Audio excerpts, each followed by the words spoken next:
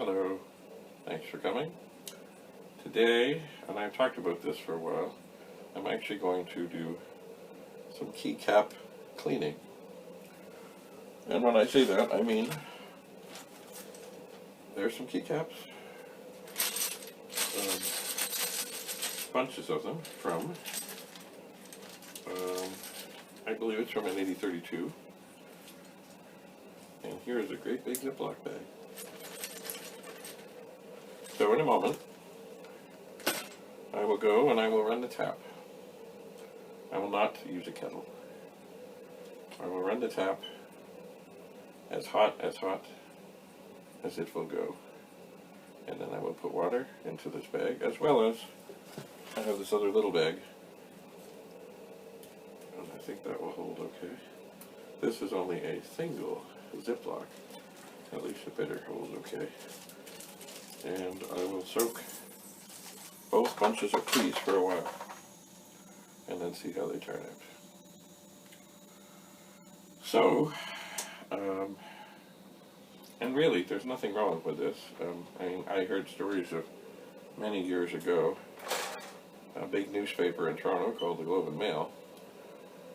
They wouldn't take their keyboards apart and soak different things as keyboards got dirty. And remember, this was 40, 50 years ago, when there was probably smoking going on in the newsroom all the time, and keyboards getting filled up with sludge and smoke and ashes, etc. When keyboards started to have trouble, they would give the person a new one to just slide in front of their, probably was a terminal, not a computer, and they would take the whole keyboard assembly, which probably looked much like a Commodore 64 with a wire, and they had a special solution that mostly, from what I hear, consisted of soap and water, and they would douse them in that and shake them about and agitate them and quite literally hang them up to dry. So if you are dealing with a keyboard and you've taken all the keycaps off, and if they're dirty and covered in sludge, soak them. And shake them, soak them, do it again, whatever. And eventually, take out some paper towel, lay them all out, let them dry. It's not, one thing, it's not a bad thing to make sure that you get them really well rinsed, because even the soap can leave a residue. Anyway, I'm going to go and get these soaking. And but I'll bring the big bag back for sure, so I can show you some of the technique. Hello. So I'm back now. I know I was going to show you, or I thought I was going to show you, the big bag, but the big bag had a leak.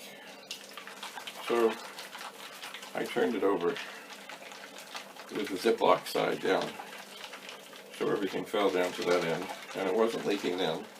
But I certainly didn't want to bring that out here for things to, leak all over the computers here. So this is the small bag. That's it. So, dishwashing stuff, hot water, and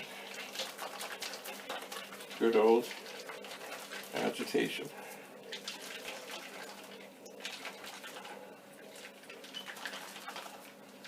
Especially, I mean, the heat is a good thing. If there's, I think one of these keys had a little bit of a plastic thing that might have been stuck on the front. So heat is good at that. It is. Also, there's the stuff, like to remove the sludge from price stickers. I'm not sure if I have any of that, but really, I find hot water, and if I just, there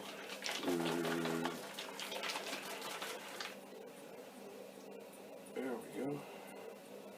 And I don't see like acres of dirt in here or anything. Certainly I see lots of soap bubbles. But still,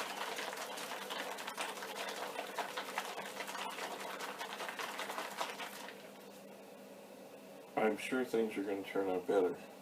I do see a murkiness to the water. Now, is that dirt? Is that soap? I don't know. But I do see some murkiness, and also, strange enough, it's almost like I can see the convection of the heat going up and around. So I'm going to let these sit and soak. Oh, I don't know, at least till tomorrow. So at least 12 hours. And then I'll see. Probably then I'll put in some more I'll dump everything out, put in some more hot water, put in some more soap, and do it again. And then eventually, after maybe another 12 hours, I'll start the rinsing process. Yeah. Now I have to find another bag for the big bag, which is leaking. Anyway, stay tuned, and we'll see how all of this turns out. I'm just glancing. See, these ones, some of them do have what I would say is residual smoke sludge. And I'm not sure, and I'm not convinced that anything is going to make that go away. Because some of the keys I have for the pet are gleaming and white and beautiful. And the undersides always seem to be.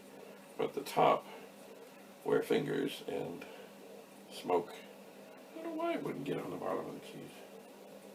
If it's, I don't know. Anyway, stay tuned. Bye for now. Hello. So, a few episodes ago, I took apart 2 Commodore 128 keyboards, and I needed some function keys. I did. And the function keys are kind of a gray color, and they were okay. But a lot of the other keys on the keyboard were, I will hold this up and see if you can see this, like really yellowed and gross and terrible. And not just, I mean, there's sludge. There's horrible stuff on some of these keys. Horrible, horrible, horrible. So as I am doing the, like, I don't know if you can see, look, if you just look at the edge here, just of the space bar, it's like something horrible was spilled. So anyway, as I am doing keys for the pet, I'm going to take this bag too, and put in the warm water and the soap, and agitate, and let it soak. So when it's all over, I don't think these keys are going to be any appreciably, yes, less yellow, but they won't be so awfully filthy. They won't. So stay tuned. We'll see how all these keys turn out. Bye for now. Hello. I had thought that I would bring the bag with Commodore 128 keys back so I could show you. But guess what, that bag, it doesn't have a leak as bad as the pet keys, but it has a leak. So I have agitated it, perhaps not as much as it has agitated me. And now I've left it in a bowl, turned upside down, so that it won't leak out and that they will get to soak. So, stay tuned. I will find some more bags, and I will continue to replace the water and agitate. I shall. So,